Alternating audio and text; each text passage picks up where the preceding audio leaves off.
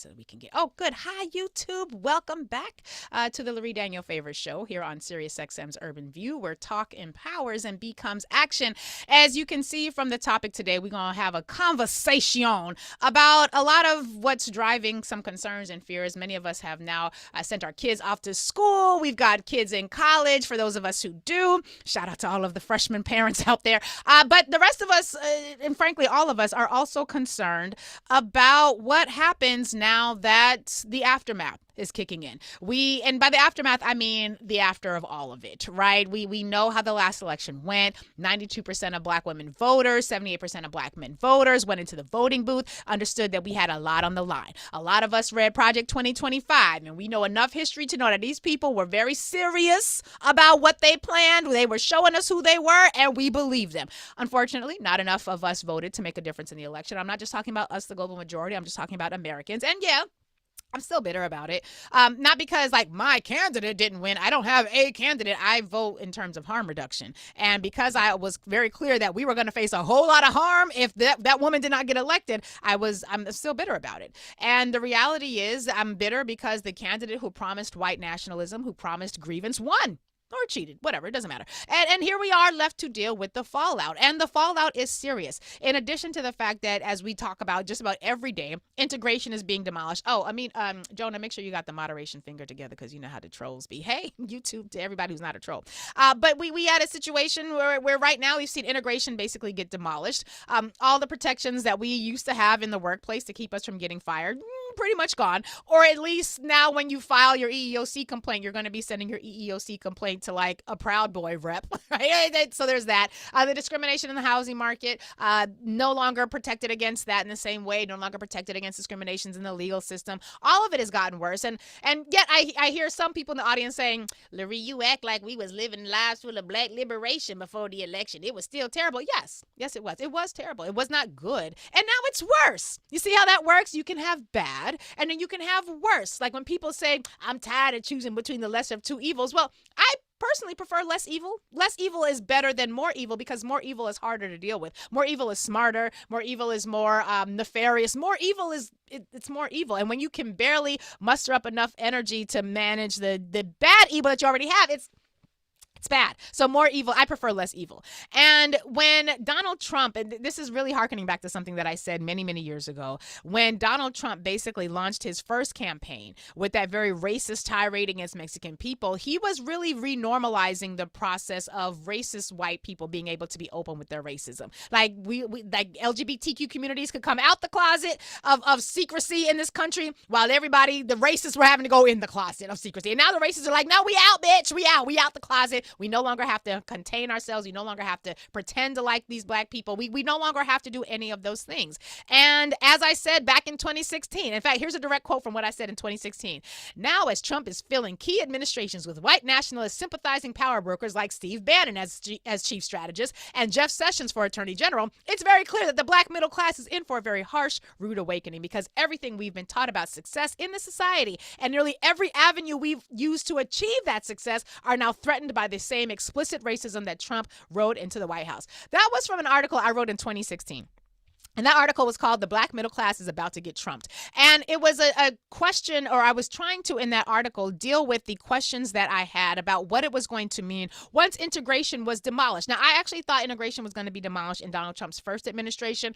It took a little longer, but they definitely laid the groundwork in that first administration. Well, I guess technically it was because he had 3 Supreme Court seats, one of which he stole. But remember how people weren't going to vote for that other white lady, the other lady? What was it? Hillary Clinton. Remember her? And they didn't want to vote for that other lady. They didn't want to vote for this lady or that other lady. And they said that other lady, they had all sorts of reasons for not voting for that lady. I was voting for that lady because I knew the Supreme Court was on the line. That's all I needed, the Supreme Court. But whatever, it's what it is. But back in 2016, when I was thinking about how are we going to, as a people who, particularly I'm thinking about me as Gen X and younger, if you came of age during integration and you don't know what it is to have a FUBU forever approach to everything because there was no other option, and FUBU forever is for us more of like a clothing line than it is necessarily a statement about our political allegiances or how we move economically as a group, well then, post-integration, I thought was going to be a little hard. And one of the things that I talk about was that we had, for the 60 years of integration, 50 years at that point of integration, had basically centered a sort of approach to integration that was built on the survival skills of enslavement, right? And the survival skills of enslavement meant that basically you had to make white people feel comfortable or you could lose your life. Like if you make white people feel uncomfortable, you could die. And if you think that that has changed significantly, look at all the people who die as a result of making police feel uncomfortable, right? Look at all the people who lose their job as a result of having somebody crying in the office about how you big and black and you scared. Like look at all the people who die or who lose out on benefits because of something related to blackness. And one of the things that I said was that making white people feel comfortable has always played a role in our survival in this space. On plantations, making them feel comfortable might meant that you delayed torture, death, or whatever punishment they were thinking of at the moment. During segregation, keeping white discomfort at bay meant you could avoid or minimize racial violence of angry white mobs. But, I said, when integration began, black economic success collectively began to be measured by how well we could not navigate around white society, but how well we could integrate into white society, which meant that, quote, making white people comfortable was now one of the most viable pathways to economic sustainability. I concluded that paragraph in 2016 by saying that was a mistake. That was a mistake. And I go through the article. In fact, you know what? I mean, Jonah, I'm going to put the article in the Zoom chat so that you can tweet this out because, hey, it's almost 10 years old. Might as well have an anniversary edition of the article. I'm going to put this into the chat. And I'm also going to, if you could please drop that into the YouTube, I would appreciate that as well as you share it also. And when I talk about a variety of ways that we're trained as black people early on to learn how to make white people feel comfortable. It starts earliest in school. Those of us who know how to speak appropriately, and by appropriate, I mean in ways that make white teachers feel comfortable, we're going to be considered smarter. We're going to get the gifted and talented testing opportunities. We're going to get advanced, even though our schools may not track, they're going to track, and they're going to track us into classes where even though we might be in a predominantly black school, it's just all these white children in the classroom because for some reason all the white children seem to be grouped together in diverse schools. And so I start about school and I talk about the entire economic success model has basically been centered on centering whiteness because when we integrated such that our economic sustainability was tied to getting them good government jobs, to getting any sort of job and making white people feel comfortable. And the challenge we now have is that white people don't care if they're comfortable or not. They no longer have to pretend that they're not doing the racism because they have been allowed to come out of that closet. Now, the challenge we also have is that we are in a situation where economically we got some challenges right now. The 92%, the title of this YouTube was the 92% got fired. Now what? Because like we was the 92% and we voted correctly. The 78% voted correctly. But now we're getting fired. 300,000 black women. The unemployment numbers, I feel like mostly contain black people because our unemployment numbers have shot up precipitously. And yes, you hear laughter in my voice, but sometimes, child, you got to laugh to keep from crying. You got to laugh to keep from crying. And basically, y'all remember Donald Trump during 2024? He talked about all the stuff he was going to do for us, for black people as a president. He went to NABJ. He talked about black jobs. He did all this stuff, pretending that he cared about the blacks. Now, those of us who had actually read his policy platforms, we knew that this was a bunch of bullshit. But basically, we were sort of waiting to see what this was going to look like. And the pathway for destroying our viability economically has been pretty simple. Because when we, during integration, tied our economic sustainability to making white people feel comfortable and being able to navigate into white spaces for jobs, then we also did not maintain the black-owned spaces that we held back home. And so when those black-owned spaces went under and now the white-owned spaces don't want us, what us gonna do? What us gonna do? Now, according to the Center for American Progress, historically, quote, the federal workforce provided ample professional opportunities for black Americans and a long-standing pathway to achieve middle-class employment. At a time when other avenues for black employment were closed due to racial segregation, federal service was among the first workforces to integrate. Public sector work provided economic opportunities and sustainability for black households with built-in safeguards against discriminatory hiring practices. All that is gone. All that is now gone. As a result, says the article, black Americans have traditionally been overrepresented in the federal workforce. About 19% of the federal workforce, a good fifth of the federal workforce was black as compared to us only being 14% of the overall population. The Office of Personnel Management showed that black employees made up as much of a third or more at agencies like Department of Education, Department of Treasury, Housing and Urban Development. In addition, in 14 states and Washington, D.C., black Americans were 1/5 of the federal workforce. The significant anchoring of jobs, benefits, and stability and upward mobility and equal opportunity attracted thousands of black employees to service to federal and service for generations. And now that's gone. And we can have a moment of silence we can mourn because we should mourn. I have a lot of sister friends and brother friends right now who are in a lot of mourning. I have a lot of community members who are like, I had just put a down payment on a house. I just bought a car. My daughter just had surgery that's not covered by the insurance that I no longer have. There are people right now who are sending their children off to school today reeling from the aftermath of what happens when mass unemployment is brought down in an instant. Now, we knew it was coming. We talked about this coming on this show a lot, so much so that people said I was a Democratic shill, a fearmongerer, a bedwench. Yeah. And so now here we are.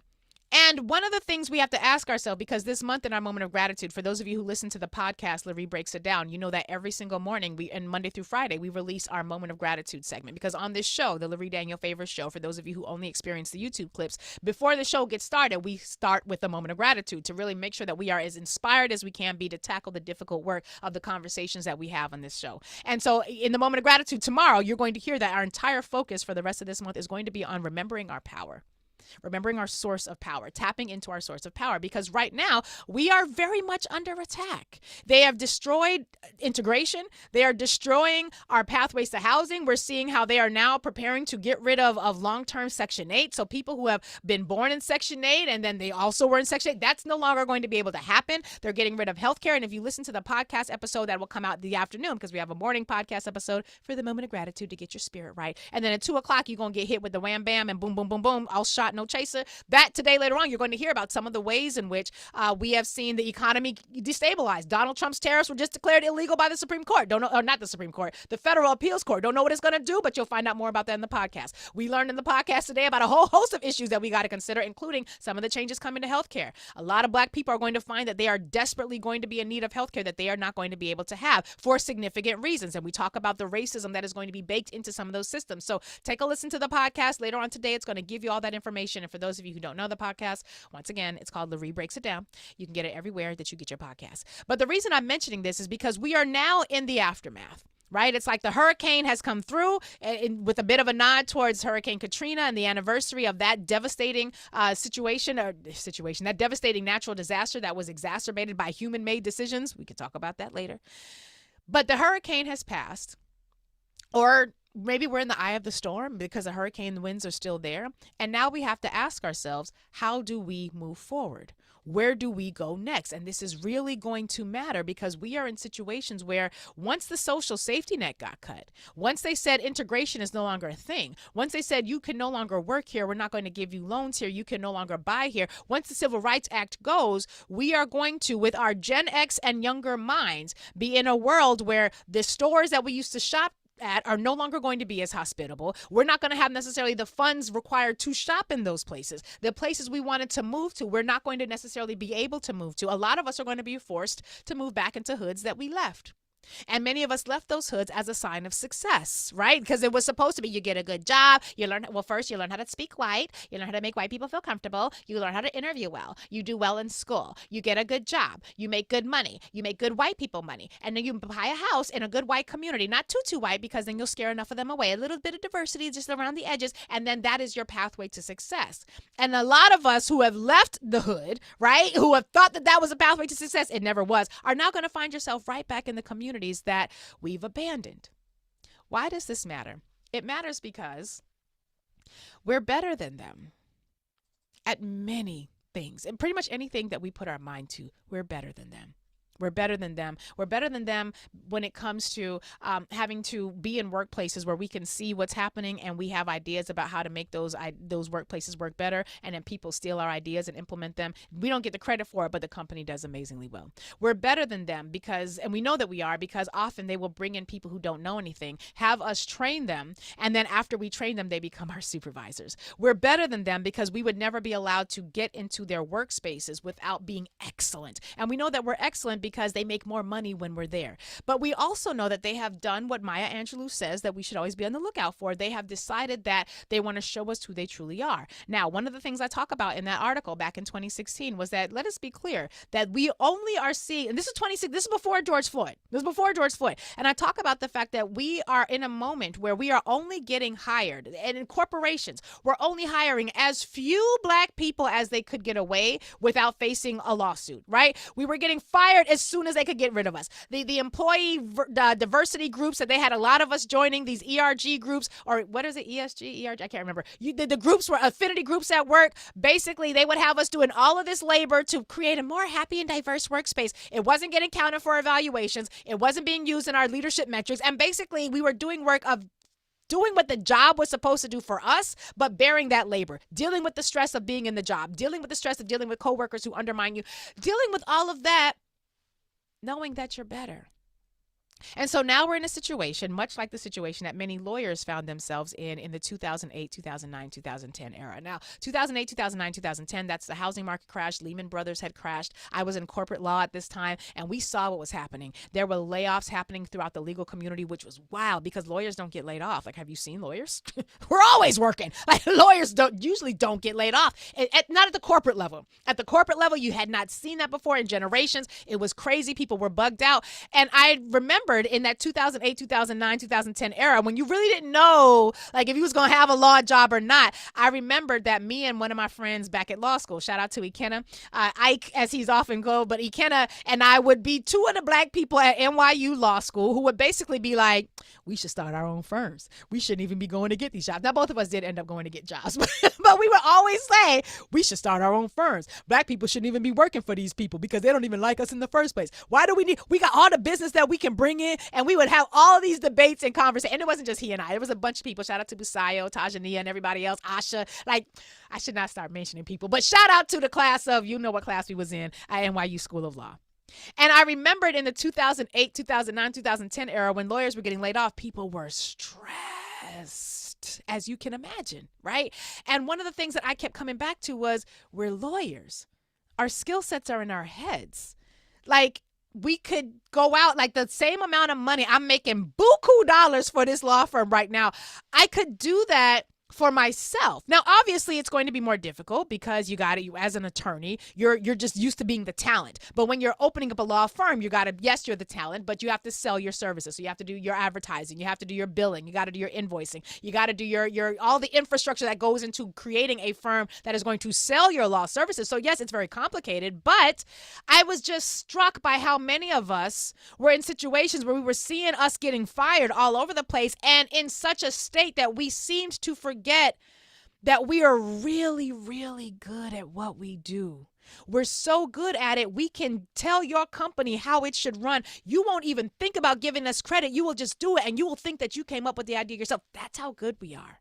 That's how good we are. And so I remember just feeling dismayed at the fact that we had so many people, many of them black lawyers, I'm talking specifically about the black lawyers, who were so distraught about the fact that these layoffs were happening all across the industry, seeming to have forgotten that the very skills that we were using to make these partners money were the very skills that we could also use to make ourselves money.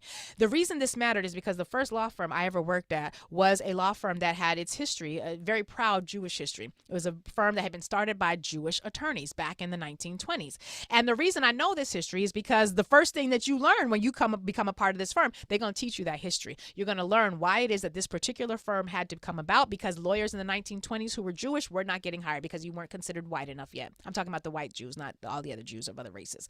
And so the history of that particular firm, it always stuck with me because they were so proud about the fact that in the 1920s, their founders had come together and put together this law firm because Jewish lawyers could not get hired. And they focused on the areas of law where they knew they would not have a lot of competition. And it wasn't the most glamorous areas of law, but it was enough that it was going to allow them to make money to feed themselves, to feed their families, and they were going to be able to grow. And grow they did. Now they are a behemoth. They're one of the top 20, top 30-ish, I don't know where they're at right now, around top 25 law firms doing multinational offices. We were doing international deals, multi-billion dollar. I mean, it was an amazing learning experience. And one of the most powerful things that I learned at that law firm was the power of knowing who you are, rooting yourself unapologetically in your own history, and then building your own institutions to mirror yourself. Right now, the 92% is reeling. The 78% reeling. We are looking at this economy. We're looking at the numbers that's about to come out. And we know that most of them unemployment numbers are going to be disproportionately including us. We got the friends. We got the groups chats. We got the conversations happening where, so-and-so, she had to come back home because, child, she lost that job. Well, their son came back. He had left. But then he had to come back home because he no longer had a job. Well, their daughter, their cousin had to move back in with their auntie. The rumor mills are going, and people are dealing with the realities of being expelled from an integrated America. So my question for us today is, considering that their companies do better when we're there, considering we're so good at what we do, we literally train the people who then become our supervisors. Considering the fact that we know that we make these corporations enough money to not just survive, but to thrive, considering all of that, how do we do that for ourselves?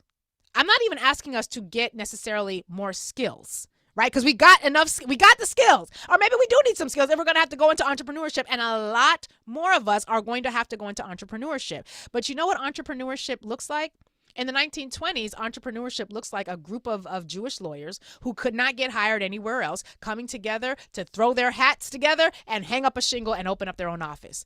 Decades later, 100 years later, it's a multi-billion-dollar corporation that started out as entrepreneurship. Every successful business that you see right now started out largely as entrepreneurs. A mom and pop of some sort. They sold each other, bought each other, and then got merged into other corporations and got bigger and bigger. Sure, absolutely. But they started out as family companies. They started out as small businesses. They started out as small entities and when those lawyers who started the firm that I started at, when they first began, of course they weren't planning. They did not have the financial capacity to do as great as their peers did who were not Jewish working for these white firms. Of course not. That wasn't the metric. And a lot of times we hem ourselves up because we are dealing with metrics that are illogical. Like, no, you're not going to have as much money as a Fortune 500 corporation when you're just now starting out. Not from our community. No. And your metrics should not be, well, I don't have what they have. I can't do what they do. No, your metric should be, what do I have? How can I grow it? And thinking about from a very important and self-centered perspective, what do I actually need for me and my family to thrive? Not to compete with other people who are benefiting from racism and oppression fueling their dollars. How do I create what is necessary for me and mine? How do we reevaluate what it is we have come to value as people who are given entree into spaces that now have excluded us? How do we do the work of renewing our minds so that, one, as we create our own thing, we're not doing so with a longing for what used to be. You know how you know something ain't no longer for you, but you just desire it anyway. You long for it anyway. Stop it. Cut it out. It's done. Like the time is over. What are the steps that you can take right now? What are the skills that you have right now that are going to allow you to do the money-making genius work that you were doing for them? Apply it to yourself.